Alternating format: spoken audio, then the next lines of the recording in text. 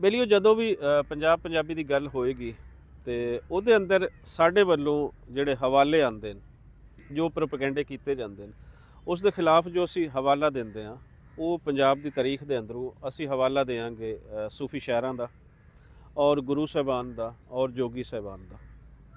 ਬਹੁਤ ਸਾਰੇ ਲੋਕ ਇਹ ਇਤਰਾਜ਼ ਕਰਦੇ ਨੇ ਕਿ ਯਾਰ ਤੁਹਾਡੇ ਕੋਲ ਸ਼ਾਇਰਾਂ ਤੋਂ ਹਟ ਕੇ ਕੋਈ ਚੀਜ਼ ਨਹੀਂ। ਸੋ ਹਰ ਸਮਾਜ ਦੇ ਕੋਲ ਹੁੰਦਾ ਹੈ, ਹਰ ਸਮਾਜ ਦੇ ਨੇ ਇੱਕ ਲੋੜ ਹੁੰਦੀ, ਵੇਲੇ ਦੀ ਲੋੜ ਹੁੰਦੀ ਹੈ।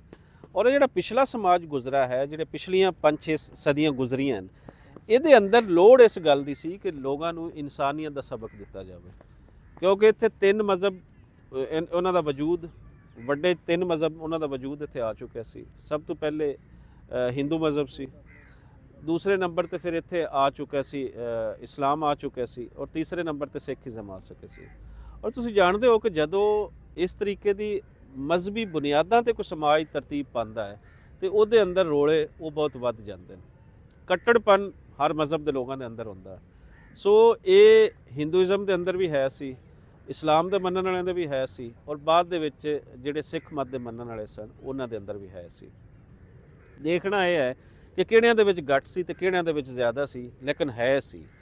ਹੁਣ ਇਹਦਾ ਤੋੜ, ਇਹਦਾ ਹੱਲ ਕੀ ਕੱਢਿਆ ਗਿਆ? ਬਜਾਏ ਕਿ ਹਿੰਦੂ ਮੁਸਲਮਾਨ ਦੇ ਨਾਲ ਲੜਦਾ, ਮੁਸਲਮਾਨ ਹਿੰਦੂ ਦੇ ਨਾਲ ਲੜਦਾ ਔਰ ਸਿੱਖ ਦੋਨਾਂ ਦੇ ਨਾਲ ਲੜਦਾ, ਜਾਂ ਕੋਈ ਇੱਕ ਚੌਥਾ ਘਰ ਇਹਨਾਂ ਸਾਰਿਆਂ ਦੇ ਨਾਲ ਲੜਦਾ, ਉਹਦੇ ਅੰਦਰ ਰਸਤਾ ਇਹ ਕੱਢਿਆ ਗਿਆ ਕਿ ਅਵਲ ਅੱਲਾ ਨੂਰ ਉਪਾਇਆ ਕੁਦਰਤ ਕੇ ਸਭ ਬੰਦੇ, ਕਿ ਤੁਸੀਂ ਕੁਦਰਤ ਦੇ ਸਾਰੇ ਬੰਦੇ ਹੋ, ਇੱਕੋ ਹੀ ਨੂਰ ਦੇ ਤੁਸੀਂ ਅੱਗੇ ਉਸ ਦੀ ਤਰਤੀਬ ਦਿੱਤੇ ਹੋਏ, ਤੁਹਾਡੇ ਹਰ ਦੇ ਅੰਦਰ ਰੱਬ ਹੈ, ਹਰ ਦੇ ਅੰਦਰ ਰੱਬ ਦਾ ਨੂਰ ਹੈ, ਤੁਸੀਂ ਇੱਕ ਹੀ ਹੋ। ਬੁੱਲੇ ਸ਼ਾਹ ਦਾ ਅਗਰ ਅਸੀਂ ਲਾਈਨ ਲਈਏ ਤੇ ਬੁੱਲਾ ਰੱਬ ਕਹੋ ਨਾ ਕਹੋ, ਆਈ ਸੂਰ ਤੂੰ ਸੱਚਾ ਰਹੋ, ਤੇ ਗੱਲ ਸਮਝ ਲਈ ਤੇ ਰੋਲਾ ਕੀ, ਇਹ ਰਾਮ ਰਹੀਮ ਤੇ ਮੌਲਾ ਕੀ।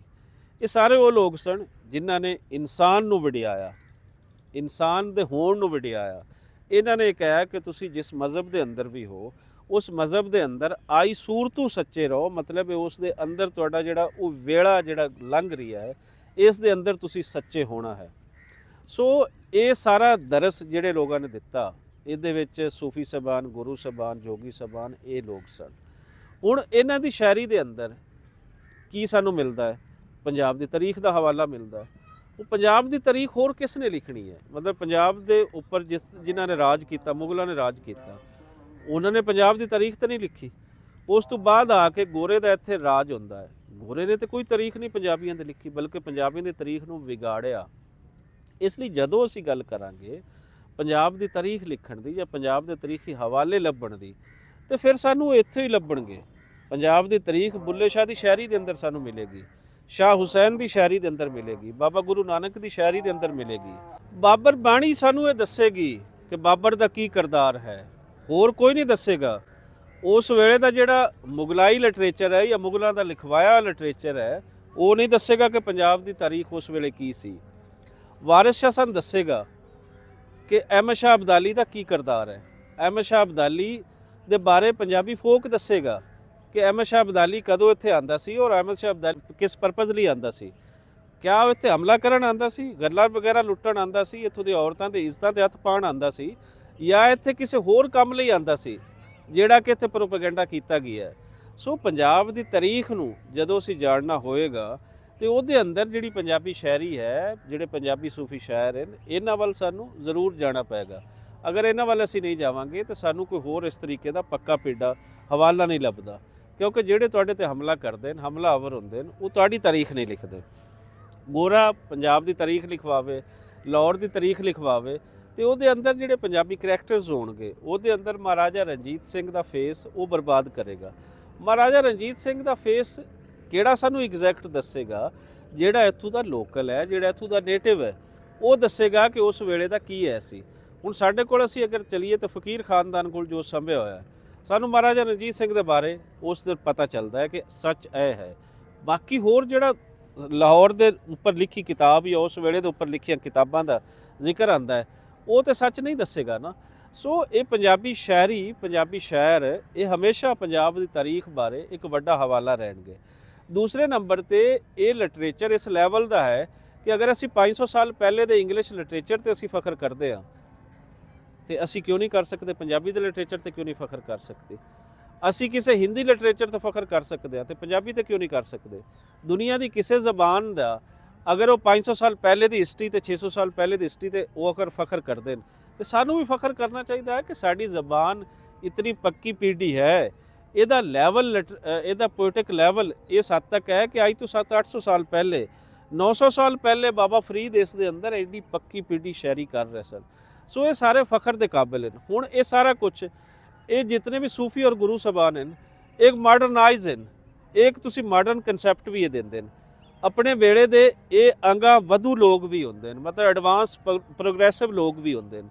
ਇਹਨਾਂ ਦਾ ਦੂਸਰੇ ਜਿਹੜਾ ਧਰਮੀ ਗਰੁੱਪ ਹੈ ਉਹਨਾਂ ਨਾਲ ਤਾਂ ਜਿਹੜਾ ਹੀ ਹੋਰ ਹੁੰਦਾ ਹੈ, ਇਹ ਤੇ ਉਹਨਾਂ ਤੋਂ ਹਟ ਜਾਂਦੇ ਨੇ।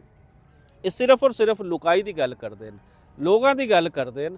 ਔਰ ਜਿਨ੍ਹਾਂ ਨੇ ਲੋਕਾਂ ਦੀ ਗੱਲ ਕੀਤੀ ਉਹੀ ਲੋਕ ਸੱਚੇ ਹੁੰਦੇ ਨੇ, ਜਿਨ੍ਹਾਂ ਨੇ ਬਾਦਸ਼ਾਹੀਆਂ ਦੀ ਗੱਲ ਕੀਤੀ ਉਹ ਸੱਚੇ ਨਹੀਂ ਹੁੰਦੇ। ਸਾਡੇ ਨੇੜੇ ਬਾਬਾ ਫਰੀਦ ਇਸ ਲਈ ਸੱਚਾ ਹੈ ਕਿ ਬਾਬਾ ਫਰੀਦ ਇੱਕ ਵੱਡੀ ਜਿਹੜੀ ਬਾਦਸ਼ਾਹੀ ਸੀ ਉਹਨੂੰ ਠੁਕਰਾ ਕੇ ਤੇ ਆ ਕੇ ਪਾਕਪਤਨ ਬੈਠਿਆ ਸੀ। ਇਸ ਲਈ ਸਾਨੂੰ ਉਹ ਸੱਚਾ ਲੱਗਦਾ ਹੈ ਕਿ ਉਹ ਲੋਕ ਪੱਖ ਦੀ ਗੱਲ ਕਰਦਾ ਹੈ, ਲੋਕਾਂ ਦੀ ਗੱਲ ਕਰਦਾ ਹੈ, ਹੱਕ ਦੀ ਗੱਲ ਕਰਦਾ ਹੈ, ਸੱਚ ਦੀ ਗੱਲ ਕਰਦਾ ਹੈ। ਇਸ ਤੋਂ ਇਲਾਵਾ ਹੋਰ ਜਿਤਨੇ ਲੋਕ ਹਨ ਇਹ ਬਹੁਤ ਵੱਡੇ ਨਾਮ ਸਨ, ਇਹ ਬਹੁਤ ਪੜ੍ਹੇ ਲਿਖੇ ਲੋਕ ਸਨ, ਆਪਣੇ ਵੇਲੇ ਦੇ ਬਹੁਤ ਵੱਡੇ ਆਲਮ ਫਾਜ਼ਲ ਲੋਕ ਸਨ। ਬੁੱਲੇ ਸ਼ਾਹ ਉਸ ਵੇਲੇ ਦੇ ਅਗਰ ਅਸੀਂ ਕਹੀਏ ਤਾਂ ਜਿਹੜੇ ਵੱਡੀਆਂ ਯੂਨੀਵਰਸਿਟੀਆਂ ਸੀ ਉਹਨਾਂ ਦੇ ਵਿੱਚੋਂ ਪੜ੍ਹੇ ਹੋਏ ਸੀ।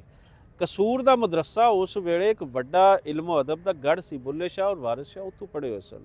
ਸੋ ਇਹਨਾਂ ਨੇ ਜੋ ਲਿਖਾ ਉਹੀ ਸਾਡੀ ਤਾਰੀਖ ਹੈ, ਸਾਨੂੰ ਇਹਨਾਂ ਤੇ ਮਾਣ ਹੈ। ਲੇਕਿਨ ਅਗਰ ਅੱਜ ਇਹਨੂੰ ਹੋਰ ਮਾਡਰਨ ਕਰਨ ਦੀ ਲੋੜ ਹੈ, ਇਹਦੇ ਅੰਦਰ ਟੈਕਨੋਲੋਜੀ ਦੀ ਲੋੜ ਹੈ, ਤੇ ਬੁੱਲੇ ਸ਼ਾਹ ਕਿਹੜਾ ਰੋਕਦਾ ਹੈ ਵੀ ਟੈਕਨੋਲੋਜੀ ਨੂੰ ਤੁਸੀਂ ਅੰਦਰ ਲੈ ਕੇ ਨਾ ਆਓ? ਬਾਬਾ ਫਰੀਦ ਕਿਹੜੀ ਉੱਥੇ ਬੰਨ ਪਾ ਕੇ ਬਹਿ ਜਾਂਦਾ ਹੈ? ਜਾਂ ਕਿ ਬਾਬਾ ਨਾਨਕ ਨੇ ਕੁਝ ਕਿਹਾ ਸੀ ਵੀ AI ਦੀ ਦੁਨੀਆ ਜਦੋਂ ਆਏਗੀ ਤੇ ਤੁਸੀਂ AI ਦੀ ਦੁਨੀਆ ਤੋਂ ਟੋਟਲ ਠੁਕਰਾ ਦੇਣਾ, ਉਸ ਨੂੰ ਰਿਫਿਊਜ਼ ਕਰ ਦੇਣਾ? ਉਹਨਾਂ ਨੇ ਤਾਂ ਕਦੇ ਨਹੀਂ ਕਿਹਾ। ਉਹ ਤੇ ਆਪ ਪ੍ਰੋਗਰੈਸਿਵ ਸਨ, ਉਹ ਤੇ ਆਪ ਹੀ ਚਾਹੁੰਦੇ ਸੀ ਕਿ ਲੋਕ ਪੱਖੀ ਦੀ ਗੱਲ ਹੋਵੇ, ਲੋਕਾਂ ਦੇ ਭਲੇ ਦੀ ਗੱਲ ਹੋਵੇ। ਸੋ ਸਾਨੂੰ ਅੱਜ ਜਿੱਥੇ ਨਵੀਂ ਦੁਨੀਆ ਨੂੰ ਅੱਗੇ ਖੋਜ ਕਰਨਾ ਚਾਹੀਦਾ ਹੈ, ਉੱਥੇ ਜਿਹੜੀ ਸਾਡੀ ਇੱਕ ਰਵਾਇਤ ਹੈ, ਇੱਕ ਪੱਕੀ ਪੀढ़ी ਰਵਾਇਤ ਹੈ, ਉਹਨੂੰ ਵੀ ਨਾਲ ਲੈ ਕੇ ਚੱਲਣਾ ਚਾਹੀਦਾ ਹੈ। ਲੋੜ ਜੋ ਅੱਜ ਦੀ ਹੈ ਇਹ ਲੋੜ ਪਿਛਲੀ ਲੋੜ ਨੂੰ ਮੁਕਾ ਨਹੀਂ ਦੇਵੇਗੀ, ਬਦਲੇ ਦੋਨਾਂ ਨੂੰ ਸਾਨੂੰ ਬਰਾਬਰ ਰੱਖਣਾ ਪਏਗਾ, ਫਿਰ ਹੀ ਸਾਨੂੰ ਸਮਝ ਆਏਗੀ। ਇਸ ਲਈ ਇਹ ਜ਼ਰੂਰੀ ਨਹੀਂ ਹੈ ਕਿ ਤੁਹਾਡਾ ਪ੍ਰੋਗਰੈਸਿਵ ਮਾਈਂਡਸੈਟ ਹੋਣਾ ਉਹ ਟੋਟਲ ਜਿਹੜਾ ਪਿਛਲੀ ਚੀਜ਼ ਹੈ ਉਸ ਦੀ ਨਿਗੇਸ਼ਨ ਹੈ। ਨਹੀਂ, ਜੋ ਪਿੱਛੇ ਅੱਛਾ ਹੈ ਉਸ ਨੂੰ ਬੇਸ ਬਣਾਉਣਾ ਚਾਹੀਦਾ ਹੈ। ਦਰਖਤ ਉੱਥੇ ਹੀ ਵੱਡਾ ਫਲੇ ਫੁੱਲੇਗਾ ਅਗਰ ਉਹਦੀ ਥੱਲੇ ਵਾਲੀ ਮਿੱਟੀ ਜ਼ਰਖੇਜ਼ ਹੋਏਗੀ। ਅਗਰ ਉਸ ਦੀ ਮਿੱਟੀ ਦੇ ਵਿੱਚ ਥੱਲੇ ਦੇ ਵਿੱਚ ਪਾਣੀ ਦਾ ਇੱਕ ਤੁਬਕਾ ਵੀ ਨਹੀਂ ਹੈ ਤੇ ਉਹ ਦਰਖਤ ਹਰਾ ਭਰਾ ਨਹੀਂ ਰਹਿ ਪਾਏਗਾ। ਸੋ ਜਿਹੜੇ ਇਹ ਦਰਖਤ ਹੁਣ ਲੱਗ ਰਹੇ ਨੇ, ਪੰਜਾਬੀਅਤ ਦੇ ਲੱਗ ਰਹੇ ਨੇ, ਇਨਸਾਨੀਅਤ ਦੇ ਲੱਗ ਰਹੇ ਨੇ, ਇਹ ਤਦੇ ਹੀ ਹਰੇ ਭਰੇ ਰਹਿਣਗੇ ਅਗਰ ਇਹਨਾਂ ਦੇ ਥੱਲੇ ਅਸੀਂ ਮਿੱਟੀ, ਇਹਨਾਂ ਦੀ ਬੇਸ, ਉਹ ਆਪਣੀ ਟ੍ਰੈਡੀਸ਼ਨ ਬਣਾਵਾਂਗੇ ਜਿਹੜਾ ਸਾਡਾ ਫਖਰ ਹੈ ਔਰ ਸਾਨੂੰ ਉਸ 'ਤੇ ਫਖਰ ਕਰਨਾ ਚਾਹੀਦਾ ਹੈ। ਤੇ ਅਸੀਂ AI ਦੀ ਦੁਨੀਆ ਦੇ ਅੰਦਰ ਵੀ ਅਸੀਂ ਜਾਵਾਂਗੇ, ਅਸੀਂ ਹੋਰ ਮਾਡਰਨ ਟੈਕਨੋਲੋਜੀਜ਼ ਦੀ ਦੁਨੀਆ ਦੇ ਅੰਦਰ ਵੀ ਅਸੀਂ ਜਾਵਾਂਗੇ ਔਰ IT ਦੇ ਅੰਦਰ ਵੀ ਜਾਵਾਂਗੇ ਜਿਹੜੀ ਲੋੜ ਹੈ। ਲੇਕਿਨ ਇਹਨਾਂ ਦੇ ਇੱਕ ਦੂਜੇ ਦਾ ਮੁਖਾਲਿਫ ਦੜਾ ਬਣਾ ਕੇ ਉਹ ਨਹੀਂ ਸਮਝਣਾ ਚਾਹੀਦਾ।